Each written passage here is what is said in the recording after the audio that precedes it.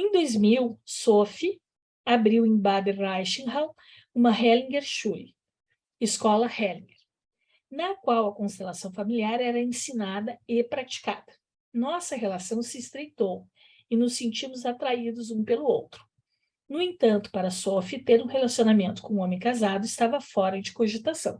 Pelo visto, para ele não estava fora de cogitação, mas para ela, ele deixa aqui uma pulguinha atrás da nossa orelha. Quanto à minha consciência, eu também me sentia ligada à minha esposa Herta, ainda que nos últimos anos nos tivéssemos distanciado cada vez mais. Isso porque ela não participava do desenvolvimento da constelação familiar. Era um assunto que dizia respeito apenas a mim. Embora no início Herta tenha tomado parte em alguns seminários, eu não estava pronto para lhe falar ou explicar o que tinha vivido. Achava que ela tinha de reconhecê-lo e senti-lo por conta própria, pois apenas deste modo é possível compreender o que acontece em uma constelação familiar. No entanto, meu comportamento despertou mais raiva do que interesse em minha mulher por meu trabalho.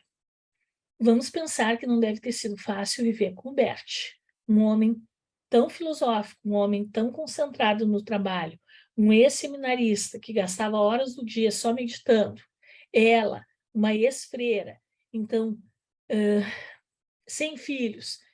Como que seria essa vida a dois, né? E ele, trabalhando, cada vez mais se distanciando dela, e isso deixando ela mais frustrada, ela com mais raiva, e ele sem explicar nada, então deve ter sido bem complicado mesmo. No entanto, meu comportamento despertou mais raiva do que interesse em minha mulher por meu trabalho. Assim evoluímos cada vez mais distantes um do outro. Herta tornou a estreitar o seu vínculo com a igreja e passou a trabalhar para as Caritas.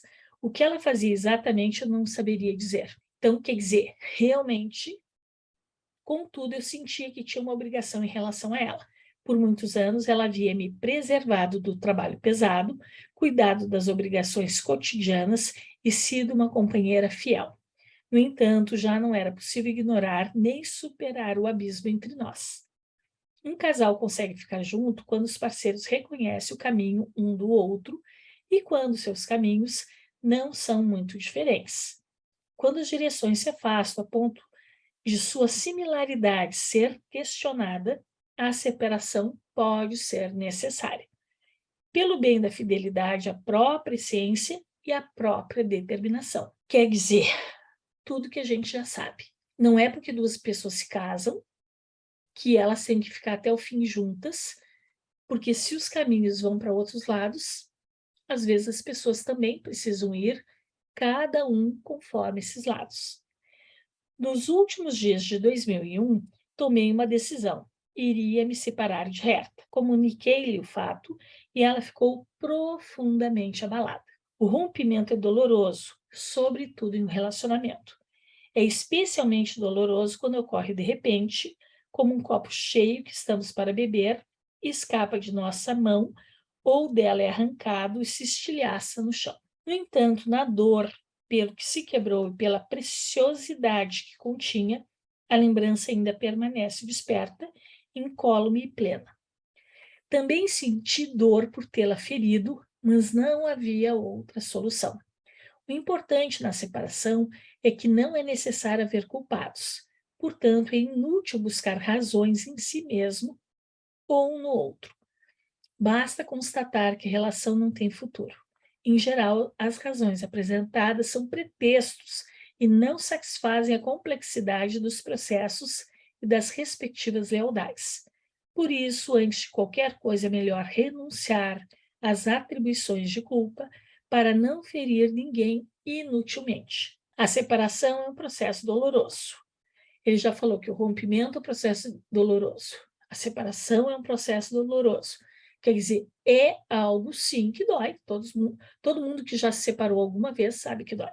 Com ela, alguns esperam até terem sofrido o suficiente para, por assim dizer, conquistarem o direito de se separar. Contudo, isso só piora as coisas.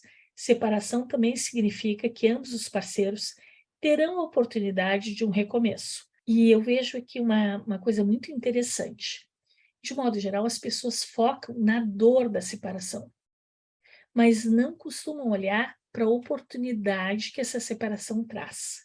E o natural seria que as pessoas também olhassem para as oportunidades, porque a partir de uma separação, as duas pessoas terão novas oportunidades. Contudo, isso só piora as coisas. Separação também significa que ambos parceiros terão a oportunidade de um recomeço. Às vezes, o inocente não concede o recomeço ao culpado para não o liberar.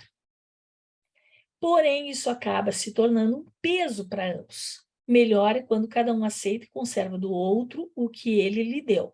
Para a separação, isso significa que cada um desenvolve em si aquelas partes do outro até que então haviam sido valorizadas por ele no relacionamento, ou as leva como um presente do outro para o seu futuro.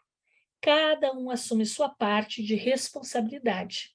Isso quer dizer que está pronto para responder pelas consequências de sua ação. Então, muita gente quer assumir, não, eu assumo a minha responsabilidade. Não assume as consequências. Me separar significa que o patrimônio vai ter que ser separado. Um homem se interessar por outra mulher significa que ele vai ter que fazer uma separação legal com essa. E sim, talvez separar esse patrimônio. E sim, talvez indenizar essa ex-mulher. E sim, talvez sustentá-la pelo resto da vida. São consequências. As pessoas querem o que é bom, mas não querem assumir o que é ruim. E tem que assumir tudo. Cada um assume sua parte da responsabilidade. Isso quer dizer que está pronto para responder pelas consequências de sua ação, sem impor ou exigir do outro mais do que o necessário e correto. Também é importante que haja um justo acerto financeiro, no qual a parte que deseja ativamente a separação também esteja disposto a uma renúncia maior. Então, o homem quer se separar. Por isso que eu falo em indenizar a outra parte. Porque aquele que mais quer se separar tem que dar algo maior para o que fica, ou para o ex, né? Vamos dizer assim.